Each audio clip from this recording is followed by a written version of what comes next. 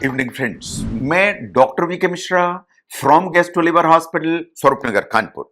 तो कभी कभी जो गैस आप पास करते हैं उसमें बहुत बदबू आती है।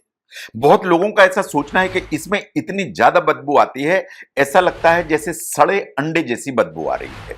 तो क्या आप जो गैस पास करते हैं उसमें बहुत गंदी या सड़े अंडे जैसी बदबू आ रही है? इसको जरा ध्यान से देखिए एंड इसके पीछे का विज्ञान है उसको समझने की कोशिश करिए।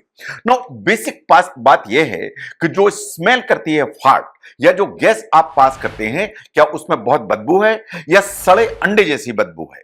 इस तरह की जो बदबू है वास्तव में इस चीज का इंडिकेशन है कि आपकी जो बड़ी आंत है इसमें कुछ बैक्टीरिया हैं जो प्रॉब्लम कर रहे हैं। ये बहुत ज्यादा मात्रा में सल्फर प्रोड्यूस करके इस तरह की जो ना प्रॉब्लम क्रिएट कर रहे हैं, बिकॉज ये केमिकल एलिमेंट है जो इस तरह की बदबू वाली जो गैस है इसके पीछे कॉमन है। नाउ इन चीजों को देखिए जो इस तरह की प्रॉब्लम क्रिएट करती हैं। जो सल्फर एक्चुअली है ये प्राइमरी काज है कि जो फ्लैचुलेंस है उसमें सड़े अंडे जैसी बदबू आती है। ये वास्तव में बैक्टीरिया होते हैं लार्ज इंटेस्टाइन में, ये उस तरह की गैस प्रोड्यूस करते हैं जिसमें सल्फर होती है। कुछ खाने के आइटम्स हैं जो इसके लिए जिम्मेदार होते हैं, जैसे बीन्स आप खाते हैं उनमें सल्फर होता है, इस तरह की प्रॉब्लम होगी। जो क्रूसिफेरस वेजिटेबल्स हैं, ब्रोकली, कॉलीफ्लावर, कैबेज, उनमें सल्फर होता है, इस तरह की प्रॉब्लम होती है। जो आप गार्लिक खाते हैं या लहसुन खाते हैं, प्याज खाते हैं, उसमें वास्तव में इस तरह की प्रॉब्लम होने की संभावना है क्योंकि उसमें सल्फर की अमाउंट ज्यादा होती है। इस तरह की जो प्रॉब्लम है या सड़े अंडे जैसी भी जो बदबू आपको आती है गैस में, वो अंडे ज्यादा खाने से, चिकन या मीट खाने से एंड सी फूड खाने से भी इस तरह की चीज आती है क्योंकि आप सल्फर प्रोड्यूसिंग गैस वास्तव में बाहर निकालते हैं। नंबर 2 पर आते हैं हाई फाइबर फूड्स। ये बात बिल्कुल सही है कि ज्यादा फाइबर के फूड्स और वो सल्फर रिच फूड्स के साथ में अगर आपने खाए, दोनों चीजें इकट्ठी खाएं तो प्रॉब्लम है। इसलिए कि जो हाई फाइबर डाइट है वास्तव में सल्फर रिच फूड्स के साथ में फ्लैचुलेंस और रॉटन एग स्मेल या इस तरह की सड़े अंडे जैसी बदबू इस तरह की गैस के लिए जिम्मेदार होती है। जैसा मैंने कहा, बीन्स इसके लिए जिम्मेदार हैं जो आप खाते हैं। जो क्रूसिफेरस वेजिटेबल्स हैं या जैसे गोभी है, पत्ता गोभी है, ब्रोकली, वो इसके लिए जिम्मेदार हैं। इनफैक्ट ज्यादा फाइबर वाले फूड जैसे हरी पत्तेदार सब्जियां वो भी आपको परेशान कर सकती हैं। इनफैक्ट जो फाइबर है वो तो ग्रेन्स में भी ज्यादा होते हैं एंड फ्रूट्स में भी ज्यादा होते हैं। तो आपको बिल्कुल ध्यान से देखना पड़ेगा कि फाइबर फूड और जो सल्फर कंटेनिंग फूड्स हैं, कहीं ऐसा तो नहीं आप कॉम्बिनेशन में खा रहे हैं और फिर आपको लेटरिन में जो गैस पास हो रही है उसमें सड़े अंडे जैसी बदबू आ रही है या बदबू ज्यादा आ रही है। इसको खुली आंख से देखिए। नंबर 3 पर आते हैं बैक्टीरिया। हमारे जो इंटेस्टाइन है उसमें कुछ बैक्टीरिया होते हैं जिसे कहते हैं गट माइक्रोबायोम। ये जो बैक्टीरिया हैं वास्तव में हमारे जो इंटेस्टाइन है उसमें गैस प्रोड्यूस करने की हमेशा ताकत रखते हैं। नाउ ये जो इस तरह की जो बैक्टीरिया हैं, कभी कभी डिसबायोसिस हो जाती है या एक बैलेंस गड़बड़ हो जाता है तो कुछ स्ट्रॉन्ग ऑर्डर से इस तरह की गैस पास होने लगती है जिसमें बदबू ज्यादा होती है। नंबर 4 पर आते हैं जो आपको कार्बोहाइड्रेट डाइजेस्ट करने में प्रॉब्लम होती है। जो गैस जो बनती है जब चीजें यार कार्बोहाइड्रेट डाइजेस्ट होते हैं हमारी इंटेस्टाइन में, वो बिल्कुल नेचुरल है, वो बिल्कुल नॉर्मल है। लेकिन कुछ लोग ऐसे होते हैं जिन्हें कार्बोहाइड्रेट को डाइजेस्ट करने में थोड़ी सी प्रॉब्लम होती है। अगर ऐसा है तो फ्लैचुलेंस ज्यादा होगा, गैस ज्यादा बनेगी, गैस ज्यादा पास होगी, इन गैस में बहुत बदबू होगी, कभी कभी सड़े अंडे जैसी बदबू आ सकती है। जो कार्बोहाइड्रेट जो ट्रबल कर सकते हैं, नंबर 1 पर आता है लैक्टोज, जो वास्तव में दूध वाले प्रोडक्ट में पाया जाता है। कभी फ्रक्टोज इंटॉलरेंस होता है जो फ्रूट्स में फ्रक्टोज नाम की शुगर होती है। इन आपने कभी सुना होगा कि हाई फैट में फूड्स होते हैं, इनमें भी उस तरह के कार्बोहाइड्रेट होते हैं जो हमारी इंटेस्टाइन उनको एब्जॉर्ब नहीं कर सकती, डाइजेस्ट नहीं कर सकती, उनके चलते भी इस तरह की रॉटन स्मेल जो है उस तरह की गैस प्रोड्यूस होती है। हाई फूड में जो फूड्स हैं उनकी पूरी की पूरी लिस्ट आपको गूगल पे अवेलेबल होगी। नंबर 5 पर आता है कॉन्स्टिपेशन। कॉन्स्टिपेशन का कुछ भी रीजन हो, इट इज इमटेरियल। चाहे आप कुछ दवाई खा रहे हैं उसके चलते कॉन्स्टिपेशन हुआ, आपकी डाइट डिफेक्टिव है उसके चलते कॉन्स्टिपेशन हुआ, आप पानी कम पीते हैं, डिहाइड्रेशन है उसके चलते कॉन्स्टिपेशन हुआ, आपको कुछ भी प्रॉब्लम है, चाहे इन्फ्लेमेशन हो इंटेस्टाइन में, कॉन्स्टिपेशन होगा तो गैस बनेगी, गैस बनेगी तो गैस पास होगी। जितना लंबा कॉन्स्टिपेशन होगा उतनी ही ज्यादा गैस पास होगी और उसमें उतनी ही बदबू आएगी।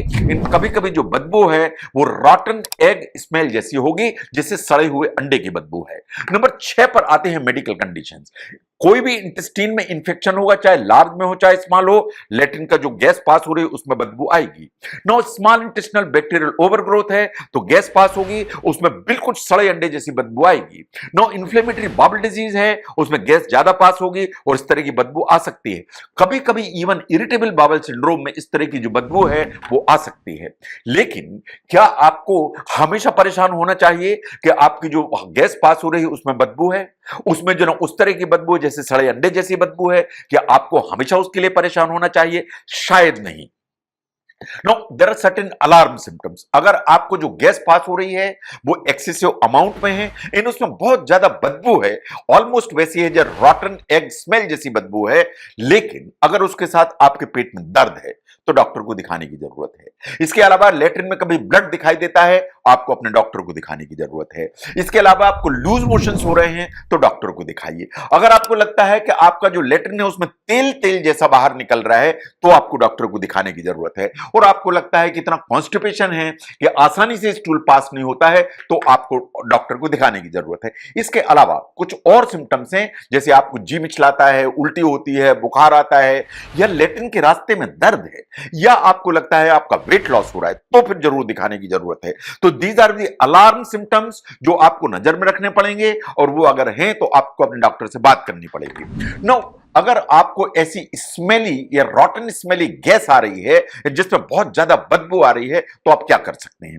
No there are certain OTC medicine जो मार्केट में अवेलेबल होती हैं फार्मेसी में, उनको आप इस्तेमाल कर सकते हैं।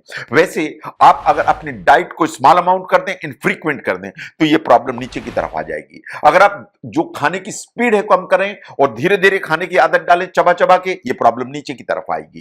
और जो एयरी ड्रिंक्स आप पीते हैं, चाहे आप कोला पीते हैं, सोडा पीते हैं, इनको आप मिनिमाइज करिए ताकि एयर कम से कम जाए, उससे आपको फर्क पड़ेगा। कुछ आदतें आपकी हैं, जैसे आप स्मोकिंग करते हैं, आप जो है च्युइंग गम खाते हैं, आप कैंडीज खाते हैं, इनको बिल्कुल दूर करिए।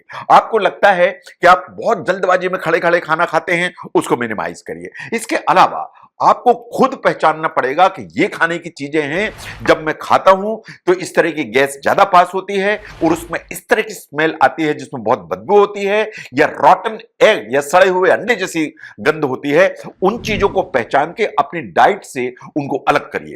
But at the end friends, जो फ्लैचुलेंस इस तरह का होता है जिसमें बदबू बहुत होती है, वास्तव में आता ही इसलिए है क्योंकि कुछ सल्फर कंटेनिंग गैसेस होती हैं जो रिलीज होती हैं। जो सल्फर जिन भी खाने की चीजों में होगा वो इस तरह की प्रॉब्लम ज्यादा करेंगी। चाहे वो मीट की बात करूं मैं, चाहे वो क्रूसिफेरल वेजिटेबल की बात करूं, चाहे बीन्स की बात करूं, चाहे मैं गार्लिक की बात करूं। तो इसलिए जब भी आप एक्सेसिव फाइबर खाते हैं या अंडरलाइंग कोई जीआई कंडीशन होती है और उसके साथ में इस तरह की खाने की चीजें खाते हैं, तो आपको इस तरह की गैस पास हो सकती है जिसमें बहुत ज्यादा बदबू है, इन आपको बहुत एम्बैरेसिंग फील कराती है। तो अगर ऐसा है तो आप अपनी डाइट पे ध्यान दीजिए, और फिर भी आपको लगता है कुछ अलार्म सिम्टम्स परसिस्ट कर रहे हैं तो एक बार अपने डॉक्टर से बात करिए। तो अगर आप ध्यान से देखें कि जो गैस पास होना इज ए नेचुरल प्रोसेस। जो गैस पास होती है उसमें कभी बदबू आती है जो वास्तव में आपने क्या खाया उस पर डिपेंडेंट है। लेकिन अगर आपको लगता है कि आपको परसिस्टेंटली जो गैस पास हो रही है उसमें बहुत ज्यादा बदबू है, बदबू इतनी खराब है कि ऑलमोस्ट सड़े हुए अंडे जैसी है, इन ये आपको कुछ कुछ अलार्म सिम्टम भी दे रही है, अगर ऐसा है तो इस प्रॉब्लम को समझने में अगर इस वीडियो ने आपको हेल्प की तो जरूर शेयर करें। मैं doctor V K Mishra from gastro liver hospital, Swarupnagar, Kanpur, Uttar Pradesh, India. Thank you very much.